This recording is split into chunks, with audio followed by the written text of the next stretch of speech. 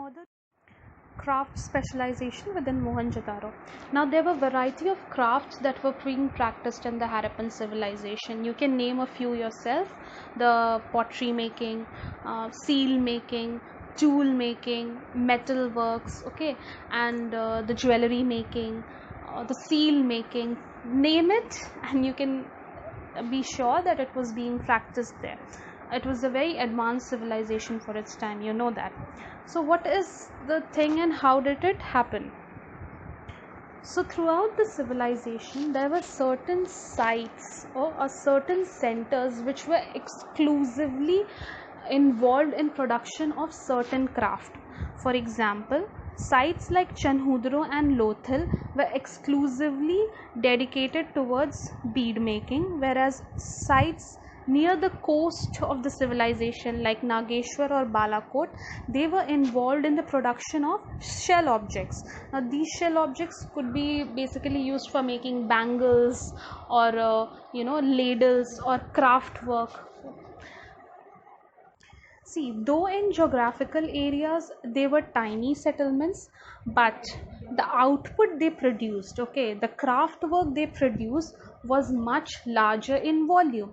That means they were not producing for immediate consumption, they were not producing for their own settlement, they were producing it for surplus trading. जो भी surplus होता है उसका trade करते हैं ना. So whatever was produced in these settlements, the extra or the surplus would be sold in larger settlements such as Mohenjo-daro or Harappa. So in this way, remember that Mohenjo-daro and Harappa acted more as a meeting point, okay, where all the traders used to come and trade their surplus produce. Now, it does not mean that there was no craft production taking place in Mohenjo-daro. There were certain clusters or certain specific areas where items of normal day use were produced. But since the goods that were produced that was important, okay, that were being brought from outside. Now focusing on one such craft center is, we'll be devoting our attention to bead making production center. Now before we delve into this, one thing that you need to add or you need to keep in mind is there was a lot of development taking place in the metallurgical industry. The first thing that you can think of, metallurgy मतलब क्या होता है? It deals with the art of metal working. So the first thing that you need to keep in mind that bronze metal was developed, okay. इसके पहले remember we used to मतलब humans used to do used to use stone tools. Later on they switched to copper tools, and finally they were able to mix these metals, copper and tin, to produce bronze, which was a much more sturdier metal. So the first thing that happens was bronze tools were being produced. Now these bronze tools could come into a lot of different varieties, okay, which was used in these bead making industry. For example, there was something known as bronze drills. Now, don't think of your modern day drill when you are, don't think of a modern day drill when you are thinking about this. Think of it more as a handheld drill. Okay, so these tiny drills were used to bore holes into these beads, which could be thread together and then worn as a jewelry. So do keep in mind all the changes that have taken place in the bead making industry was, you can owe it to the change in the metallurgical industry. Just add it next to your NCRT or just keep it in your mind. Okay. Now, when it came to bead making industry, what was happening? How can you say it was progressing? The first thing was, these bead making industry were using a variety of materials to make these beads. For example, you can name a few. It is given in your NCRT: carnelian, lapis lazuli, statite. So all these different kind of rocks and stones are being used to make these beads.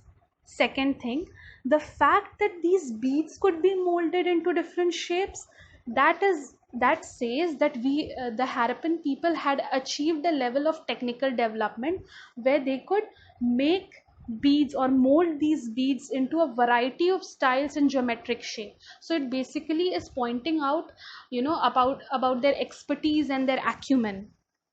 Now, two such bead making material is mentioned in your NCRT. One is statite and one is carnelian. When you're thinking of statite was also known as soapstone. Now, remember, statite was also being used for making seals. Now, this very same statite, which is a very soft rock, it would be powdered. See, since it's a soft rock, it was easier to engrave on it, or it was easier to powder it. Once you have made it into a powder form, you can add some liquid substance and make it into a paste form. Once it's in a paste form, you just give it an outer covering and let it dry so that it becomes like a bead. Another very important semi stone that is mentioned is for making bead is carnelian. Now think of, if you want a normal example, think of it like when you're thinking about a diamond. Now when you mine a diamond from diamond mines, it's not that beautiful diamond that you can think of. You have to polish it, you have to grind it, you have to get that cut and clarity that fine to achieve that final form. So the raw material has to be converted into finished goods. The same way, even this carnelian stone had to pass through various processes of grinding and polishing, and after that only it could achieve its true, not the true form, the better form, the better version, after going through all those process, and then that carnelian could be used to make beads. Now, in the final step, how do archaeologists identify which are the centers or settlements that were exclusively devoted for craft production?